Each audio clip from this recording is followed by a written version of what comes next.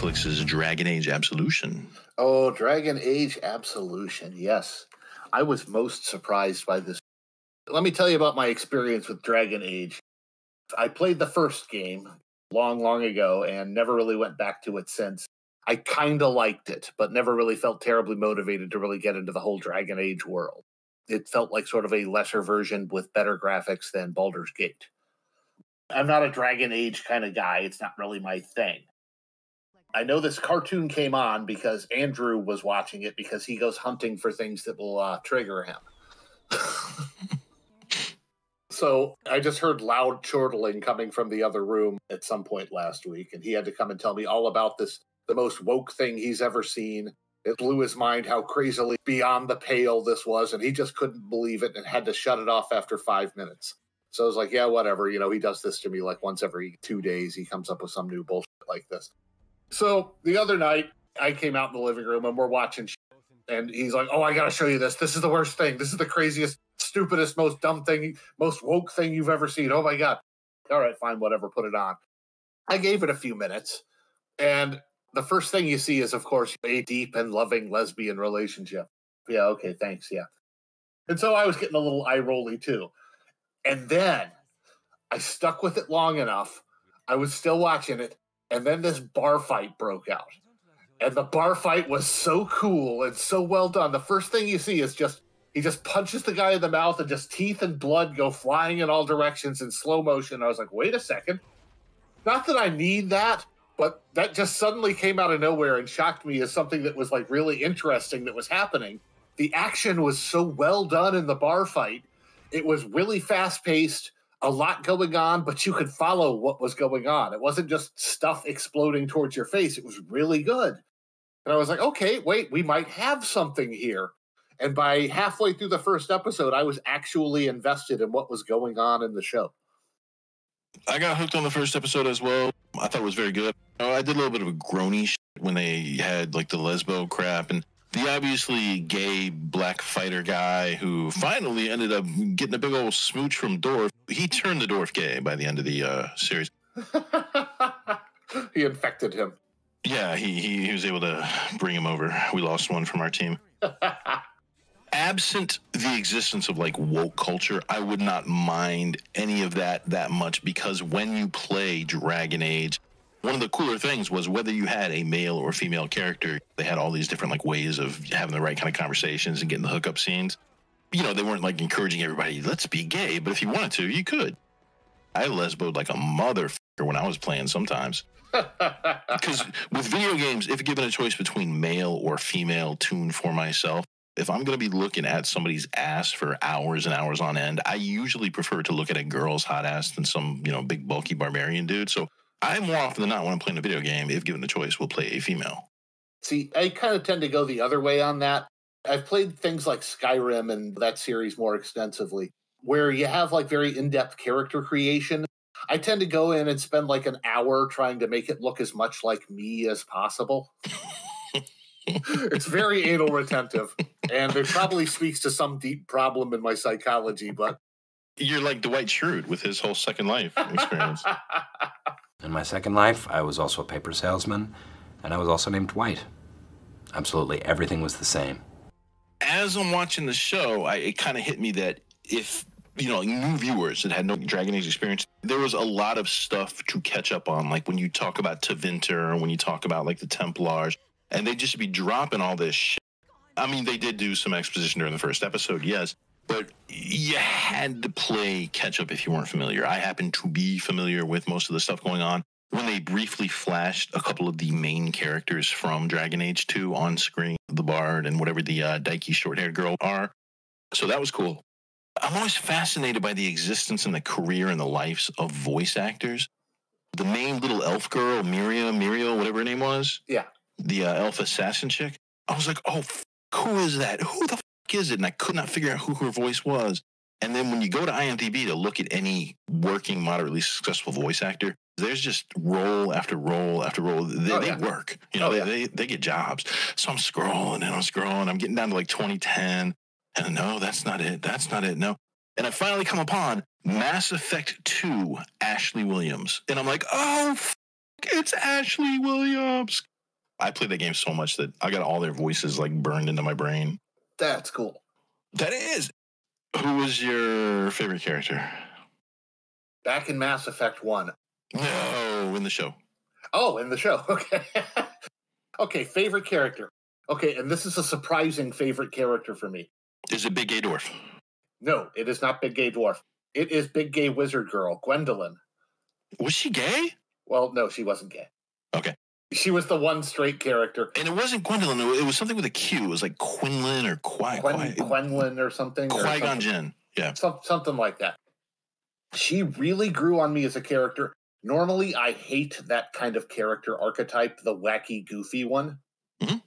That bothers the hell out of me, and I'm like, F them, and I roll my eyes. That role is the one most likely to spit anachronistic terms out and, like that. Yeah, normally that just pisses me off, but something about her, I found her delightful. Every time she was on, I was like, what wacky thing is she going to do? I have an analogy on that. It's like, she's kind of like the personality equivalent of gangsta rap, which I don't really like gangsta rap. It annoys me and I want it away from me, and it's just loud and it's noise. But then you get that one, Lose Yourself from Eminem. And you're like, oh, right. She's the Lose Yourself from Eminem of wacky characters.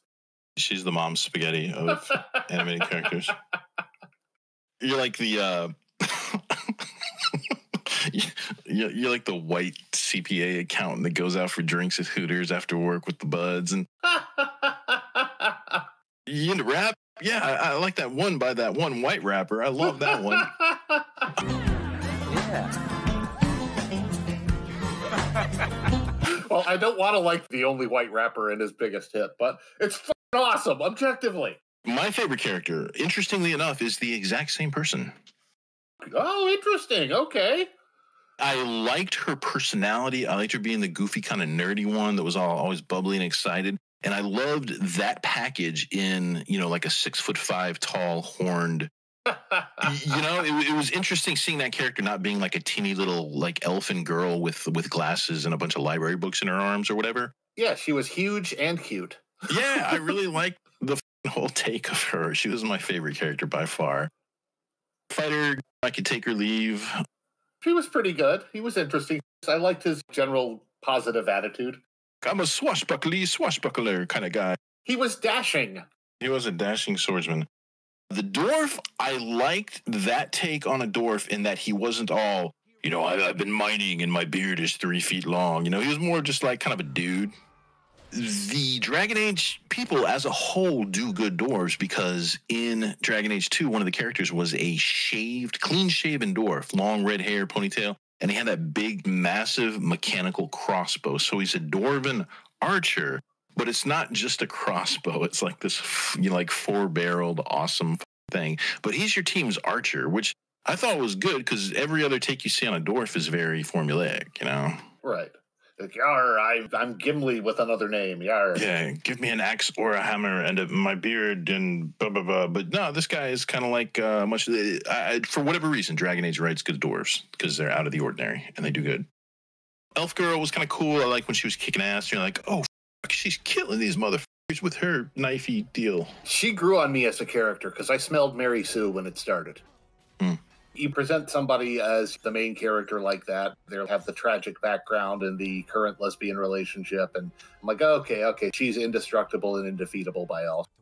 The bad guy wizard and bad guy wizard's friend, female captain of the guard, that's very formulaic in that most of these fantasy shows, the bad guys are always like a guy and his sister or a guy and his friend who secretly pines for him. They always have those two people, and right. That was kind of formulaic and I assumed brother-sister first because, number one, they very much looked like each other, but that just may have been the animation. So I was a little surprised when they started making out. Yeah. Different cultures or whatever.